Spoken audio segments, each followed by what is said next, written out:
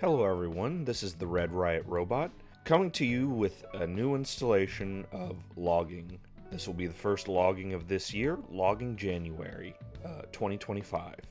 First, we're going to get into the big announcements that happened this month. Luckily, they were all kind of centered in one showcase made by Xbox. So let's get into that. The first thing that they showed off was Ninja Gaiden 4. Ninja Gaiden hasn't had a new game in like 10 years, since like 3 Razor Blade or Razor Edge. What was shown is good.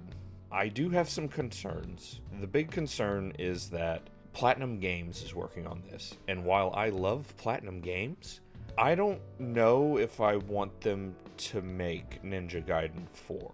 My worry is that it'll feel less like Ninja Gaiden, and it will feel more like Metal Gear Rising Revengeance. And I like that game, but Ninja Gaiden and Metal Gear Rising Revengeance are 2 different games. But we'll have to wait and see. We only got to see like 2 minutes of gameplay from it. And so, yeah, there was that. And then another announcement in that Ninja Gaiden 4 thing was the announcement of Ninja Gaiden 2 Black. I'll get to that later in the games I played segment. The second thing shown at the Xbox showcase was South of Midnight. This is that like stop motion, I'm gonna call it adventure game that's set in like this fantastical South thing. I'm not sure what to feel about it. Personally, it keeps reminding me of Kena Bridge of Spirits, and I remember playing that and falling asleep all the time playing it, and I just stopped. I never got through it. And that's the kind of vibe I get from South of Midnight. It looks really good. I'm sure it's going to have really good music, but I'm not seeing anything gameplay-wise that will get me. And so yeah, that's South of Midnight. Third, something I am really looking forward to this year, and have been for a while, is Clair Obscur Expedition 33. This is being made by a bunch of, I think, former Ubisoft devs who are making their own, basically, JRPG game. And I've liked everything I've seen from it, including this. They have, the overworld map that you can go around on with the balloon guy. They showed more of the combat, but it's looking good. I'm hoping I think it's coming out. It's coming out in March, and I'm very much looking forward to that. I think most of all, I like that the art style reminds me of Lost Odyssey. And I really liked Lost Odyssey back in the day. So it's nice to see something kind of carrying that torch. And then finally, I guess the biggest thing was Doom: The Dark Ages. I am looking forward to this. The gameplay in this kind of has me a little worried, what they showed. It looks a lot slower than what we had before. I wasn't the biggest fan of Eternal, but I hope they don't go in the complete opposite direction of it and make it to where it's like super, super easy and boring. But it is still looking good. I think it'll be good. And also it keeps sounding like it's going to be like this kind of open world game. I don't know if that's true.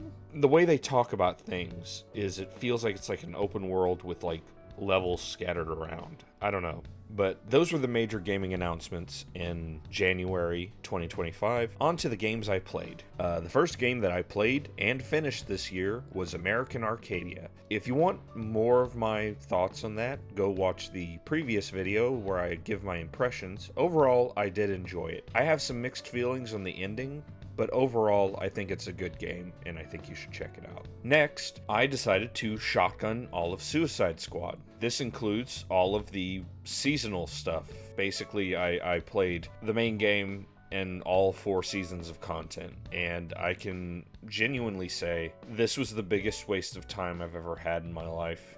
I think the biggest takeaway is that nothing matters. The gameplay does not evolve, get better, or worse in any way throughout the entire game. So if you don't like it at the beginning, you're not going to like it at the end. The story is meandering, and no one does anything in this game, like character-wise. Things happen, but it's like there's no real motivation for them to happen. It's one of the worst. This is probably the worst game Rocksteady has ever put out. Worse than that shitty Blackgate prison game. I don't know if you remember that. And yeah, I just feel nothing.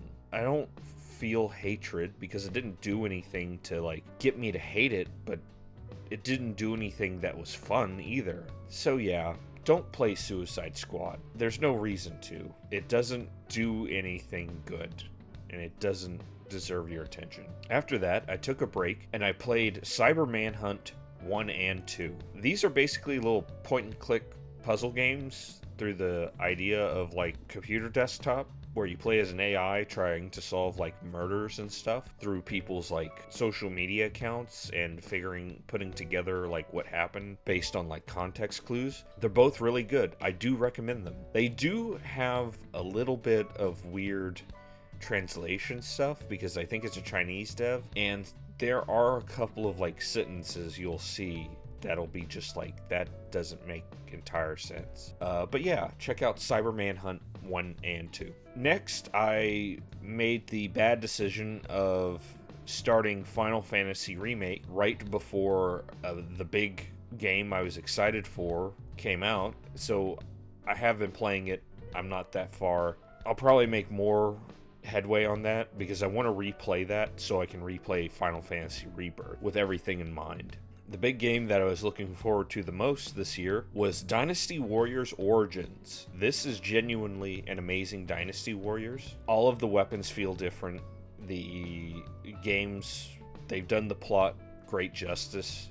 They gave Liu Bei a lot of stuff, surprisingly. I know he's like the third guy, but they actually made him sort of the main character of this game. If you are concerned on whether or not to buy Dynasty Warriors Origins, I do recommend go play the demo. If you don't like the demo, then just don't buy it. But it is a fantastic demo, and the game does amazing things. I love Dynasty Warriors. And finally, as I mentioned in the previous segment, Ninja Gaiden Black. I've played through like the first 3 levels. This is not Ninja Gaiden 2 Black. This is more like Ninja Gaiden 2 Sigma Black. If you don't know, Ninja Gaiden Black was like a harder, more tight version of the original Ninja Gaiden. Then there was Ninja Gaiden Sigma, which was a lot easier, but it was also made that way because they lost the codes for Ninja Gaiden. Ninja Gaiden 2 was made, and it did not run well on a lot of stuff. And so when they made Ninja Gaiden Sigma, they lowered the enemy counts and made things a little easier. And so people kind of looked down on this game. Ninja Gaiden 2 Black is sort of a weird in-between of like Ninja Gaiden and Ninja Gaiden Sigma. It's not as hard as the original, but it's still really good. And I would definitely recommend it if you've never played Ninja Gaiden or Ninja Gaiden 2, because it's a pretty good game.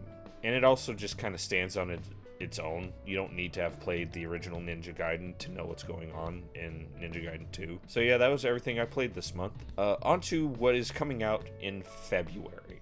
Alright, February is a big month, and there's actually 4 major games coming out next month. I'm probably not getting any of them on day 1, because I got a lot to catch up on, but these are things I think worth looking at if you're interested in buying something in February. First up is Kingdom Come Deliverance. This is the sequel to Kingdom Come Deliverance, and seems to be doing basically the same thing, which is this sort of like simulation of what it's like to be a peasant in the medieval times of, I don't even remember the country they're in. The big kicker is that it sort of doesn't give any hand-holding. It's very, very deliberate and very weighty with everything you do. So it's not for everyone, but if you really want like kind of what it feels like to be that kind of character in a setting, I recommend Kingdom Come Deliverance. Second is Avowed. This is Obsidian Games, new RPG that they're going to be putting out. So far what I've seen looks good. I think I'm going to hold off on it because, I don't know, it's giving me similar vibes to the Outer Worlds. I liked Outer Worlds, but I didn't love it, and I kind of wish I had gotten it for a little bit cheaper, and I'm getting similar vibes from Avowed, but it looks good, so maybe check that out. The big game that everyone is looking forward to, that everyone I know that has good internet is going to be playing, unlike me, is Monster Hunter Wilds. I wish the best to everyone. I hope everyone has a good time. I can't really play it because my internet sucks. So yeah. And then finally, the spin-off game, Like a Dragon Pirate Yakuza in Hawaii, where you play as Majima as a pirate in Hawaii, is coming out, and it looks like stupid fun. And I think I might, if I get anything in February, it's going to be that. And so, yeah, that's everything for this logging January. I'm glad to be doing this again. This is the Red Riot Robot, signing out.